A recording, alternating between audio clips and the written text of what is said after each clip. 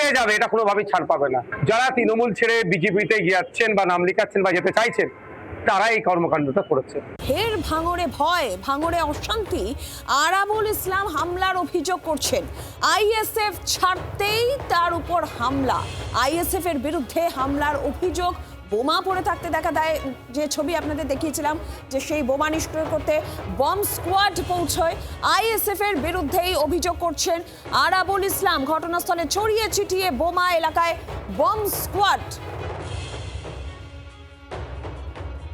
ISF এর ছাড়তেই আরাবুলের উপর হামলা। ভাঙড়ের পোলের হাটে ভাঙচুর করা হলো তাজা নেতার গাড়ি। হামলাকারীদের ইটের ঘায়ে ভেঙে যায় গাড়ির কাচ। আইএসএফ এর বিরুদ্ধে অভিযোগ করছে আরাবুল ইসলাম। আরাবুলের গাড়িতে হামলায় ঘটনাস্থলে ছড়িয়ে ছিটিয়ে বোমা, একাধিক বোমা স্থানীয়রা দেখতে পান। পরবর্তীতে ঘটনাস্থলে বম স্কোয়াড গিয়ে বোমা নিষ্ক্রিয় করে। একদম যে ছবি আপনাদের দেখাচ্ছি, ঠিক কি পরিস্থিতি, এখন কি অভিযোগ করছেন আরাবুল ইসলাম? সরাসরি প্রসেনজিৎ সর্দার রয়েছেন প্রতিনিধি আমাদের সঙ্গে। প্রসেনজিৎ,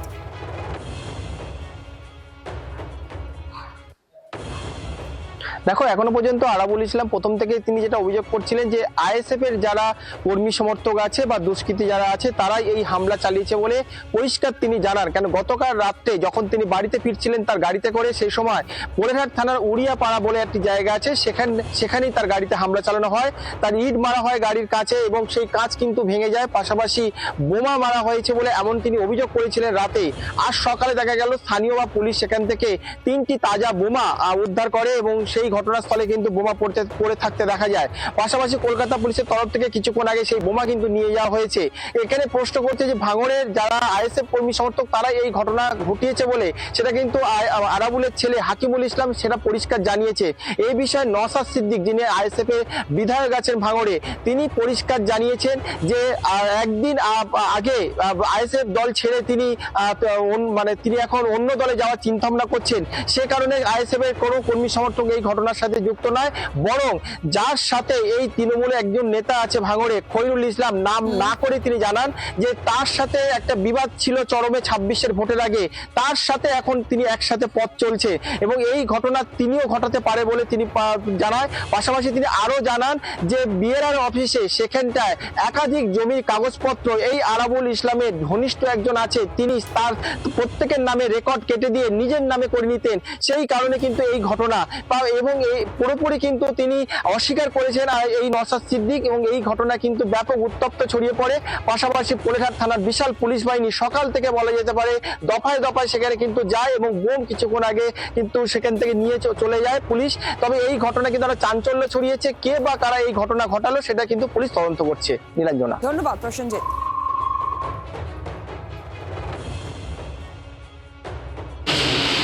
আপনারা জানেন যে আমি কালকে একটা ঘটনাকে কেন্দ্র করে আমি সেখানে গিয়েছিলাম।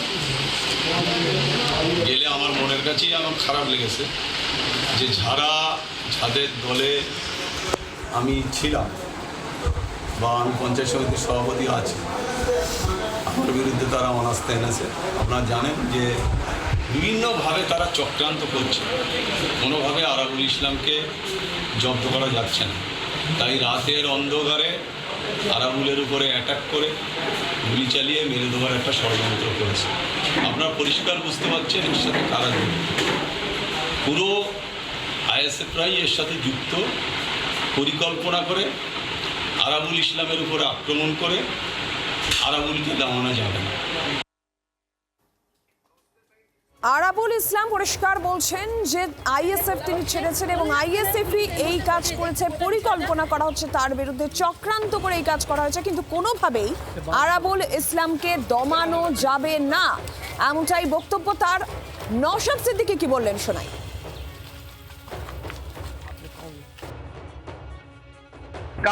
কারা করেছে, যারা এখন বিজেপির ছত্রছায়ায় যেতে চাচ্ছে বা যার কিছু গিয়েছে, তৃণমূলের আমলে যারা ওখানে অন্যায় অনাচার করে বেড়াতো, তারাই এখন বিজেপির ঝান্ডাকে বুকে আগলে বা পড়ে নিয়ে তারা এই অন্যায়গুলো করছে। ছাড় হবে না। অন্যায় করে বিজেপিতে গিয়ে ভাবছে পার পেয়ে যাবে, এটা কোনোভাবেই ছাড় পাবে না। যারা তৃণমূল ছেড়ে বিজেপিতে যাচ্ছেন বা নাম লিখাচ্ছেন বা যেতে চাইছেন, তারা এই কর্মকাণ্ডটা করেছে। বাংলার আওয়াজ, বাঙালির আবেগ, জি 24 ঘন্টা।